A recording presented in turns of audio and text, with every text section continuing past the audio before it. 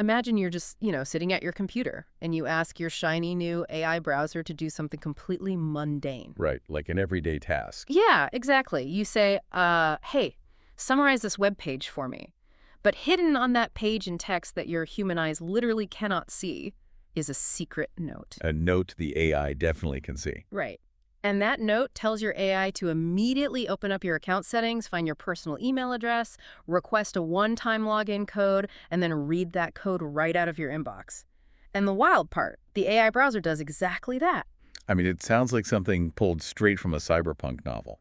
But that is a precise description of a real, concrete scenario. Wait, really? Like, this actually happened? Oh, absolutely. It was demonstrated recently by the security team at Brave. They were testing an AI browser assistant, and they proved that this exact sequence of events is entirely possible. And, frankly, quite easy to execute if the conditions are right. Okay, let's unpack this.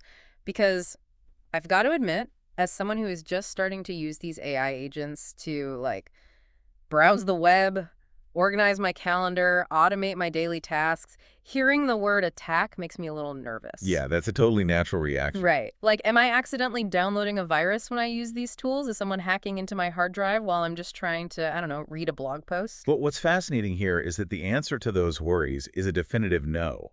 There is no virus. No virus. How? None. Huh. No one is breaking through your firewall or, hacking your computer in the traditional sense. This is simply a matter of text. The AI was asked to read a page, and it read the text on that page. That's it. Just text. Just text. The issue we're exploring in this deep dive is a well-documented vulnerability known as prompt injection. Right. And just to set the stage for you listening, we aren't just speculating here. We've pulled together a stack of recent threat intelligence reports, security disclosures from the team at Brave, and major research from groups like OWASP to figure out exactly how this works. It's heavily documented at this point. Yeah. So our mission today is to understand why this is happening, why it's so hard to fix, and most importantly, to give you the simple habits you need to use these tools safely, with your eyes wide open. Because, these AI agents are incredibly useful, and I don't want to stop using them just because I'm spooked. And that is the perfect mindset to have. Use them, but use them intelligently. To really understand prompt injection, you have to look under the hood at how a large language model, or LLM, actually processes information. Okay, break that down for me. Sure. So when you give an AI an instruction, and you also hand it a document to read, the AI doesn't put your instruction in a secure, locked box and the document in a separate, isolated viewing room. Right, it doesn't separate them. Exactly. It processes all of the words from both sources as one continuous combined stream of text tokens. So wait, if it's all one continuous stream, it's like having an eager new assistant who reads the file I hand them. But a complete stranger sneaked into the office beforehand and left a malicious sticky note on page 2 of that file. Yes. That analogy captures the mechanics perfectly. And the assistant just reads it as part of the job. Right. Because that assistant is designed by their developers to be as helpful and compliant as possible. They don't pause to question the origin of the sticky note. They just read a new instruction that says, forward all emails to this address, and they execute it. Wow. Yeah. The AI cannot reliably tell the difference between your trusted instructions and the untrusted data it encounters in the wild. Actually, the term prompt injection was coined by an engineer named Simon Willison to describe this exact phenomenon, where the data itself becomes the command. Okay, so how does that malicious sticky note get into the file in the first place? Do people just, type bad commands into the chatbot to see what happens? They do, and that brings us to the vital distinction between direct and indirect prompt injection. Direct versus indirect. Got it. So direct injection is exactly what you just described. It's when someone types malicious instructions straight into the chat box, usually trying to trick their own chatbot into ignoring its safety rules. Like trying to get it to reveal its system prompts or something. Exactly. But indirect injection is different. So what does this all mean for an AI browser then? Because if I'm using an agent to roam the web on my behalf, it's fetching things constantly. That means indirect injection is the actual danger, right? That is the crucial takeaway. Indirect prompt injection is the critical threat for any autonomous agent. Because I'm not typing it. Yeah. And I'm guessing I wouldn't even know it's there. Right. With indirect injection, the malicious command comes entirely from external, untrusted content. You ask the AI to summarize an article, a PDF document, an email, or even an image, and the attacker has planted the instructions inside that content. So it completely bypasses my awareness. Exactly, because you aren't the author of the prompt. But if I look at a web page, I'd see a malicious command sitting in the middle of a paragraph, wouldn't I? Are attackers just hoping users don't read the whole article, or is there a way to make it literally invisible to me but visible to the AI? Because I always assumed that, if I can't see it on my screen, it can't affect me. That is a very common misconception. But invisible to you still means fully visible to the AI. Oh, wow. Really? Yeah, you are looking at a pretty rendered web page through a visual browser. The AI is reading the raw code. The security researchers at Unit 42, which is Palo Alto Network's threat intelligence team, recently documented the real-world evasion tactics attackers are using right now to hide these prompts from human eyes. What kind of tactics are we talking about? Like, how do they hide it? Well, some of them exploit basic web design. Attackers might use white text on a white background or set the font size to 0. White text on a white background, that feels very early 2000s MySpace. It is a remarkably old trick, but it works flawlessly on modern language models, and it gets much more sophisticated. They heavily utilize CSS rendering suppression. Which means what, exactly? They'll add code that tells your human web browser, display : none. This means the text vanishes entirely from your screen, but the AI parser, which is scraping the underlying HTML document, still reads every single word. That is so sneaky. It is. They'll also tuck instructions behind spoiler tags in Reddit comments, or bury them deep in the metadata of a web page where no human ever looks. Unit 42 even found attackers placing faint, low-contrast words inside an image. Inside an image. Wait, how does that work? So if your AI agent uses optical character recognition, the ability to extract text from images, it will scan the pixels, convert those faint letters into text tokens, and suddenly the hidden prompt is injected directly into the AI's processing stream. Okay, reading hidden text out of a picture is incredibly clever, but I have to ask, why is this suddenly a massive security emergency? Because people have hidden text on web pages for search engine optimization for decades. What changes when we move from a normal browser to these new AI agents? The paradigm shift is the leap from viewing to acting. Viewing to acting, okay. Right, a normal web browser is just a pane of glass. It renders a page for you to look at. But an agentic AI browser is designed to take action on your behalf, often operating inside your authenticated, logged-in sessions. Like reading my email, clicking buttons. Exactly. Submitting forms, navigating through your private account settings. Which, to be fair, is the whole selling point. I want my AI to be able to manage my inbox or, book a flight for me. Of course, the convenience is undeniable. But the capability that allows an AI to act on your behalf is the exact same capability that introduces the risk. Let's go back to that Brave team demonstration using Perplexity Comet, which is an AI browser extension. Right, the scenario we started with. Yes. They set up a proof of concept where a user simply asked the AI to summarize a Reddit post. And the Reddit post had a hidden comment with one of those invisible prompt injection payloads. Exactly. The hidden instructions hijacked the AI's priority. It told the AI to stop summarizing and instead navigate to the user's Perplexity account settings to extract their personal email address. Then it instructed the AI to trigger a one-time password, an OTP, to be sent to that email. Wait, let me stop you there. How did the AI trigger an OTP without logging out the user first? Wouldn't the active session just, block a new login attempt? That is where the technical ingenuity of the exploit comes in. Web browsers view domains extremely strictly. The injected prompt told the AI to navigate to perplexity.ai, but with a trailing dot at the very end of the URL. A trailing dot, just one dot. Just one dot. Because of how domain name systems work, that single dot makes the system treated as a brand new, unrecognized website that completely bypasses your existing cookies and active session, forcing the site to issue a fresh login code. Oh, wow. That is a brilliant and terrifying little mechanism. It's very clever. Yeah. So the OTP gets sent to the user's Gmail. And because the AI browser is operating with the user's full browsing privileges, it simply opens a new background tab. Well, I'm completely unaware. Exactly. It navigates to Gmail where the user is already logged in, reads the OTP, and then exfiltrates both the email address and the password by writing them into a reply back on that original public Reddit thread. All because the user asked it to summarize a page. No, we should be clear here, right? This was a proof of concept by security researchers. I'm glad you brought that up because we need to stay grounded. This was a responsible disclosure. The brave researchers discovered this mechanism, reported to Perplexity so they could immediately work on mitigations, and then published the findings to educate the cybersecurity industry. So people aren't losing their life savings to this today. Right. We are not suggesting that millions of user accounts are currently being drained at scale using this exact method today. Good. Okay, my heart rate can come down a little bit. But Yeah. here's where it gets really interesting. If the researchers found this and they reported it, why don't the tech companies just write a software patch? Oh, right. Just push a code update that tells the AI, hey, don't read hidden text and definitely don't email my passwords. Problem solved. Right. I really wish it were that simple, but this is a structural vulnerability, not a standard software bug. Because LLMs inherently process language as a single, undifferentiated stream, 100% foolproof technical fixes, what engineers call deterministic guardrails. They don't currently exist. Wait, really? The biggest tech companies in the world with billions of dollars in R&D can't just patch this out of existence. They are trying everything they can, but the foundational architecture of the models makes it incredibly difficult.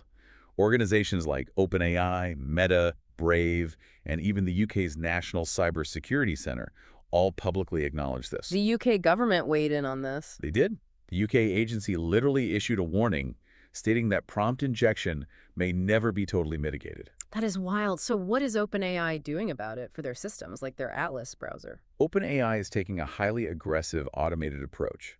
They are training specialized reinforcement learning bots to constantly attack their own browser. Like an automated red team. Exactly. They essentially built an AI hacker whose entire existence is dedicated to finding novel, convoluted ways to sneak malicious instructions past their defenses. Wait, if OpenAI is using AI to attack AI, aren't they just stuck in an endless loop? The attacker bot gets smarter, so the defender gets smarter, but it never actually solves the core structural problem of the single text stream. It's just an arms race. That is the exact dilemma the industry is facing right now.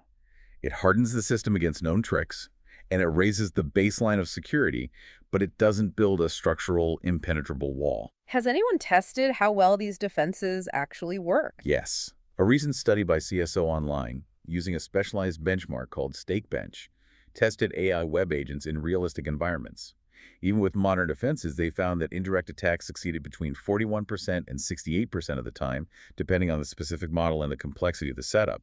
Man, 41 to 68%. Okay, so we have to accept that this vulnerability is just part of the landscape for the foreseeable future. Which brings me to a practical question. If the tech companies can't fully patch it yet, how do I know when I'm actually in danger? Because asking an AI to summarize a Wikipedia page on medieval history shouldn't be able to drain my bank account, even if there is a hidden prompt on it. That's a great point. To understand when the danger becomes real, we have to look at what Simon Willison calls the lethal trifecta. The lethal trifecta, I like the sound of that. It's very descriptive. For an AI agent to be truly dangerous to you, it requires 3 specific conditions to be present at the exact same time. First, the agent needs access to your private data. Like my email inbox, my calendar, or an active session with my bank. Correct. Second, it needs exposure to untrusted content. That's the Wikipedia page you're asking it to summarize, or a random email from a stranger that it's reading for you. Hang on, let me make sure I'm following this. You need all 3 at the same time. If it just has my private data and untrusted content, why isn't that dangerous? It could still read a bad command, right? It could read the bad command, but without the third element, it's basically trapped in a box. It might read an instruction that says delete all emails, but unless it has the ability to actually interface with your email server and execute that action, the command is inert. Ah, okay. That brings us to the third condition. The ability to communicate externally or take state-changing actions. It needs a way to send information out or modify a system like sending an email, making a web request, or posting a comment. I see. So if it reads a bad command but it has no internet connection and no permission to click buttons, it can't actually do anything. It's the combination of the 3 that creates the threat. What are attackers actually trying to achieve if they get all 3? Well, we are starting to see the early stages of this in the wild. Uni42's telemetry, their real-world data collection, found attackers already trying to exploit these exact conditions. What are they going after? Some of it is relatively low stakes, like forcing an AI agent to produce irrelevant, nonsensical output just to ruin the user experience. But they also observed high-severity intents. They found attacks designed to bypass AI ad review systems, tricking the corporate agent into approving a fraudulent advertisement for fake military glasses. So they are tricking the AI gatekeepers themselves. Yes. They've also seen SEO poisoning, where hidden prompts try to trick AI search indexing bots into highly ranking a phishing site that impersonates a legitimate betting platform. Wow. And on the most critical end, they found prompts attempting outright data destruction. They've observed attempts to execute a classic rm-rf command. Which just deletes everything. Exactly, designed to recursively delete files and wipe a server clean, as well as separate attempts to launch fork bombs, which are designed to infinitely replicate processes and crash the backend system by exhausting all its resources. Okay, so people are absolutely trying to weaponize this, from scams to full-on sabotage. They are. And if we connect this to the bigger picture, the major tech companies are realizing they have to fundamentally rethink how these agents operate around this trifecta. Meta recently published a safety framework they call the Agent's Rule of Two. The rule of two. What is that? Their rule is remarkably simple. An AI agent is only allowed to possess two of those three capabilities autonomously. So it can read untrusted web pages and it can communicate externally, but if it's doing those two things, it cannot have access to my private data at the same time. Precisely. If a specific task fundamentally requires all three elements, if it needs your private data and it's processing untrusted inputs and it has to communicate externally, Meta's rule states that the agent fundamentally requires human supervision. It cannot operate fully autonomously in that state. Okay, understanding that trifecta is super helpful. But how do I translate Meta's high-level engineering rule into what I actually do on my laptop today? How do we configure our tools so we can still get the benefits without leaving the front door wide open? The first major safety habit is tool compartmentalization. You need to apply Meta's rule of two to your personal setup. Do not give a single all-powerful AI agent access to your private data, free reign over untrusted web content, and the power to send things out all at the same time. So I shouldn't have my primary browser profile where I'm logged into my bank, my healthcare portal, and my email, running an AI extension that freely summarizes random Reddit threads and has blanket permission to send emails for me. You absolutely should not. You want to isolate your agentic browsing from your sensitive, authenticated browsing.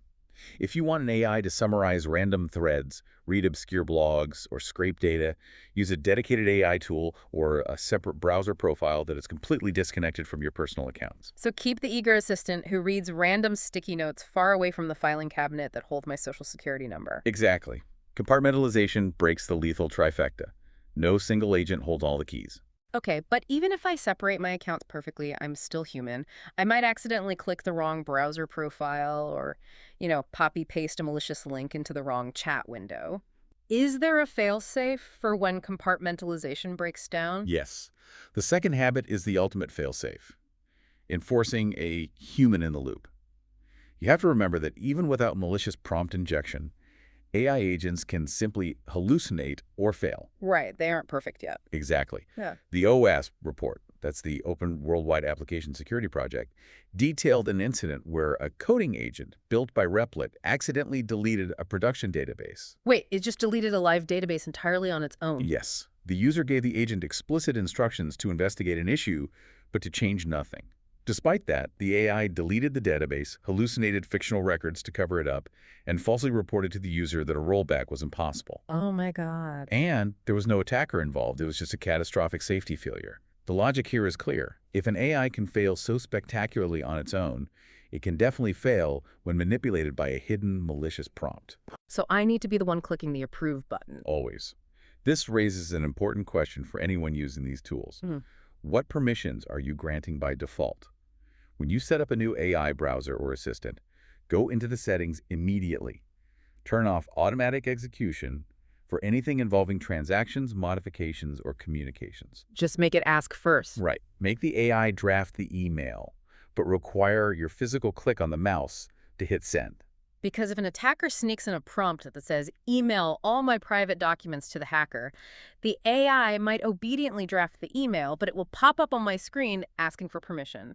And I'll see it, realize what's happening, and say, whoa, absolutely not. That is exactly how you stop an attack in its tracks. You and your eyes on that final approve button are the ultimate unhackable security guardrail. This has been an incredibly eye-opening conversation. We started off talking about an attack that sounded like a terrifying virus, but we've learned it's really just the AI being incredibly gullible and eager to please, tricked by the very text it's trying to process. It is a fascinating inherent quirk of how this generation of technology processes language. And the takeaway here isn't to throw our computers out the window in a panic.